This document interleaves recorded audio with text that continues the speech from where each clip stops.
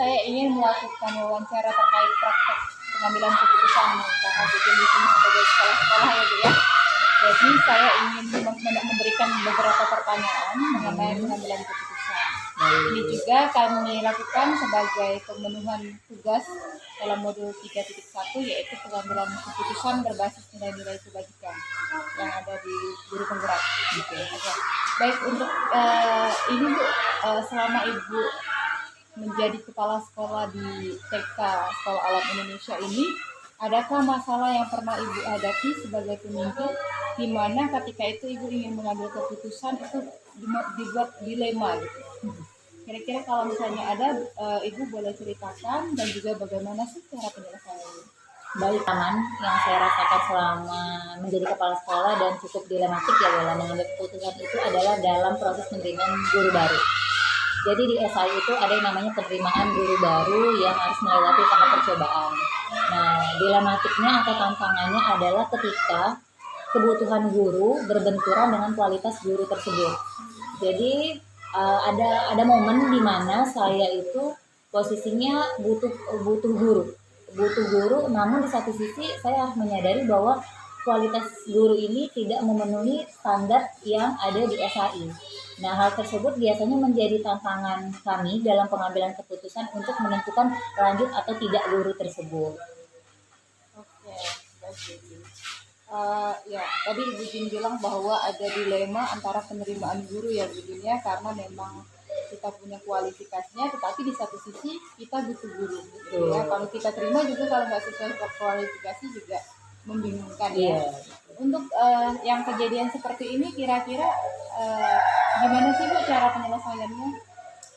Baik, biasanya dalam masa percobaan itu kalau kita rasa ada beberapa catatan untuk guru tersebut, biasanya kita undang atau kita bertemu untuk dilakukan proses evaluasi, proses perbaikan, temu berkala, lalu didampingi dalam proses perbaikan tersebut.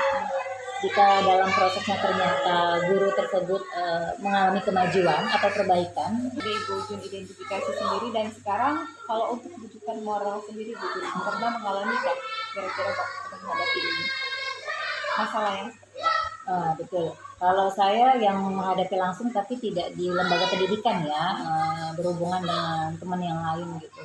Saya pernah lah beberapa kali itu minta temenin ke salah satu mall di Palembang. Terus saya kira buat ngapain gitu. Ternyata saya tuh diajak buat memasukkan kwitansi gitu. Ada laporan LPG apa gitu namanya. Nah, jadi ada dana yang harus dikeluarkan, tapi harus dibuat, saya bilang kwitansi palsu kan. Saya bilang ini tuh kwitansi palsu, nggak boleh dong harusnya kita.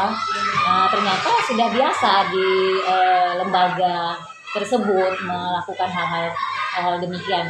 Nah, saya langsung terakhir kali itu tidak langsung bertanya jika diajak ke tempat ini tujuannya apa gitu ya, karena sudah tahu temannya, maka ketika saya diajak untuk melakukan kemasukan tersebut, saya biasanya langsung memilih untuk meninggalkan. Oke, mungkin tadi Bu ya udah bisa mengidentifikasi bagaimana kasus dilema etika dan rujukan moral.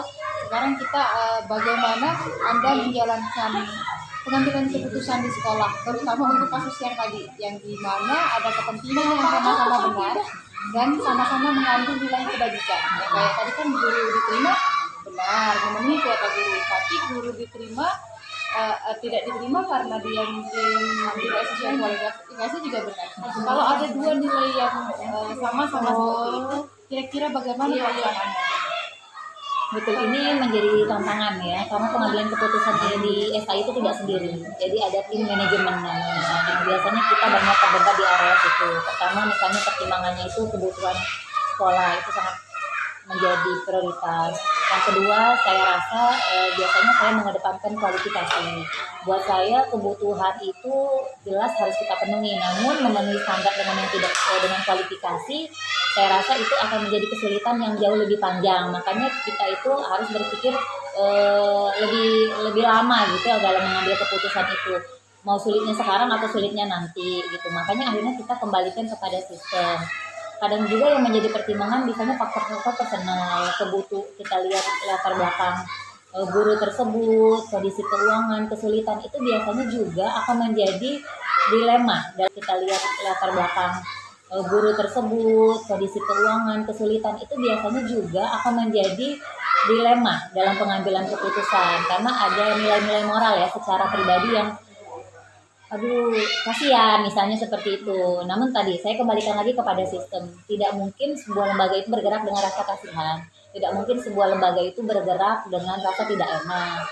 Dan lembaga ini harusnya umurnya panjang. Ketika kita menetapkan satu keputusan hanya berdasarkan hal-hal yang menurut saya atau yang disentuh hanya ranah-ranah pribadi, maka sebaiknya menurut saya lebih tinggalkan. Maka yang kepentingan yang lebih besar itu adalah kepentingan lembaga secara profesional. Yang Bu Jun bilang tadi jangka panjang gitu ya Bu Jun ya. Oke, di dalam sini juga ada Bu Jun namanya paradigma jangka panjang dan jangka pendek. Nah, ada juga identifikasi. Oke. Untuk yang mungkin tadi sekalian langsung bisa dijawab oleh Bu Jun ya. Apa tuh langkah-langkah atau prosedur seperti apa yang biasanya dilakukan selama ini? Dalam perekrutan guru misalnya, Ya, dalam pengambilan keputusan. Baik, yang pertama itu kita secara manajemen ya. Kalau saya secara manajemen itu kita punya rapat berkala. 1 bulan itu 2 kali. Biasanya di situ kita mengambil keputusan-keputusan besar. Misalnya perekrutan guru, sistem marketing, pembukaan cabang, target-target strategis biasanya diputuskan di sana. Di manajemen lalu turun menjadi teknis-teknis yang akan dilakukan oleh kepala sekolah. Misalnya dalam hal ini saya, misalnya di KBTK akan bergerak marketingnya di ranah apa. Setelah itu dari saya akan turun secara tim di level KBTK bersama tim saya. Setelah itu baru kita akan menjalankan proyek-proyek atau program-program. Baik Bu Jun, dijelaskan ya dengan sistem tadi ya Bu Jun ya. Oke, untuk yang selanjutnya itu Bu Jun kira-kira hal apa sih yang selama ini menurut Bu Jun sendiri efektif dalam pengambilan keputusan yang akan pada kasus-kasus dilema etika yang seperti tadi. Ada dilema etika yang benar dan benar, kemudian Bu Jun dihadapkan untuk mengambil. Kira-kira selama ini menurut Bu Jun apa sih yang efektif yang bisa langkah yang bisa kita ambil? Baik, pertama ketika satu hal terjadi dalam lembaga kami, yang pertama lakukan adalah segera melakukan syuro, bersegera melakukan gerakan berkoordinasi secara cepat gitu. Prinsipal ataupun tim SD, maka kita akan punya hasil syuro yang bisa dipertanggungjawabkan secara menyeluruh. Itu yang pertama. Yang kedua, jika menemui kebuntuan berdasarkan pengalaman selama ini, kita biasanya akan melibatkan para ahli.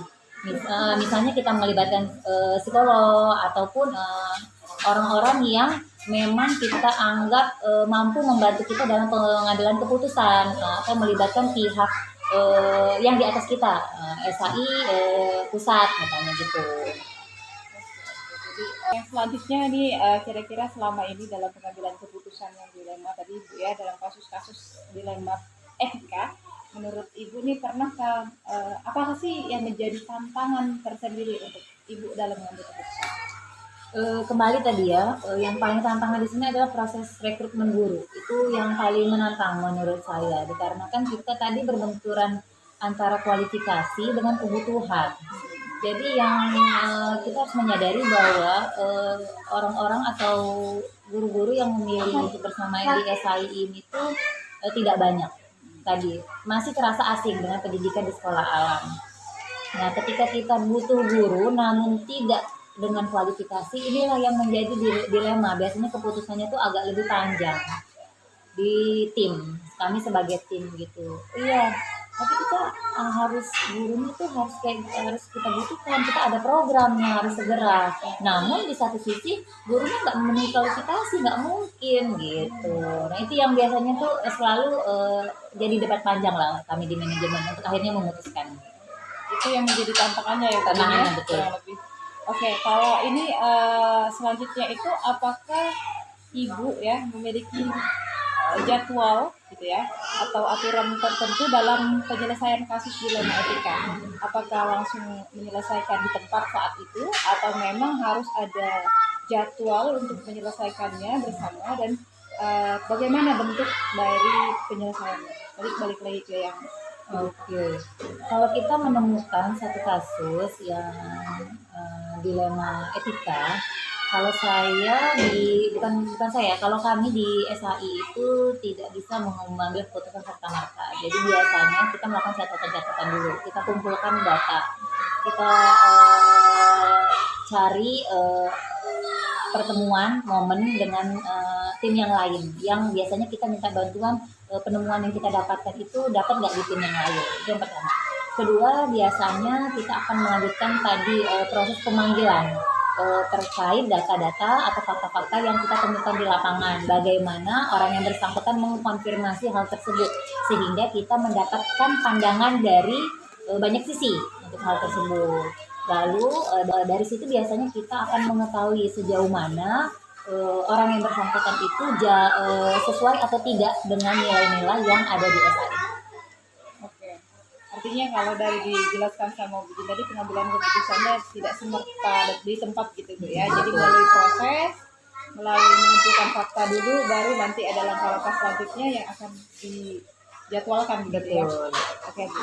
Untuk yang selanjutnya masih ada 2 pertanyaan lagi. Baik, siap. Yang selanjutnya itu, adakah seseorang atau faktor-faktor apa saja yang selama ini mempermudah atau membantu Ibu sendiri dalam mengambil keputusan yang dilema etika itu? Ya, yang pertama tim. Buat saya tim itu penting. Jadi tim itu akan membantu keputusan musyawarah mufakat. Itu yang pertama. Jadi kita akan punya pandangan-pandangan di luar kita. Jadi nggak subjek kita aja, tapi akan lihat oh iya ya ada faktor A, ada faktor B yang akhirnya kita pertimbangkan. Kedua, penting melibatkan ahli buat saya. Misalnya kita di sini ada psikolog. Psikolog itu sangat membantu dalam proses penyampaian keputusan. Bagaimana penyampaian keputusan itu tepat. Nah, itu buat saya yang paling berpengaruh sampai saat ini. Oke Bu Jin, kita sudah berada di akhir nih. Kira-kira dari semua hal yang bisa telah disampaikan, pembelajaran apa yang dapat kita petik bersama ya Bu, mengenai pengalaman Ibu dalam mengambil keputusan mengenai dilema etika ini? Kira-kira apa nih keyword terakhir, apa sih? Quote ya, Quote. kata-kata ya, quote. Itu nggak ada quote sih saya, tapi berdasarkan pengalaman saya dalam pengambilan keputusan itu kita harus melihat tujuan yang lebih besar. Sekolah atau lembaga kita kan pasti punya nilai, dan nilai ini bisa jadi berbeda sama nilai di lembaga-lembaga lain. Maka setiap pengambilan keputusan saya selalu sandarkan itu kepada sebenarnya nilai kita apa. Kenapa kita harus mengambil keputusan A, pengambilan keputusan B. Kita cek sesuai nggak sama nilai kita. Nah, kenapa tadi butuh tim untuk memastikan bahwa keputusan ini diambil dengan sesuai nilai-nilai yang ada di lembaga kami. Baik Bu Jin, penutupan yang sangat luar biasa Bu Jin ya. Tadi berarti kita tuh setiap sekolah kan memiliki beda-beda nilai-nilai yang akan mereka ini ya, apa sih, capai gitu ya, dan nanti pengambilan keputusan itu dikembalikan lagi pada nilai-nilai itu. Betul. Oke Bu Jun, terima kasih sekali atas waktunya. Sama-sama Bu Mita. Telah mengganggu waktu istirahatnya. Siap, sama-sama.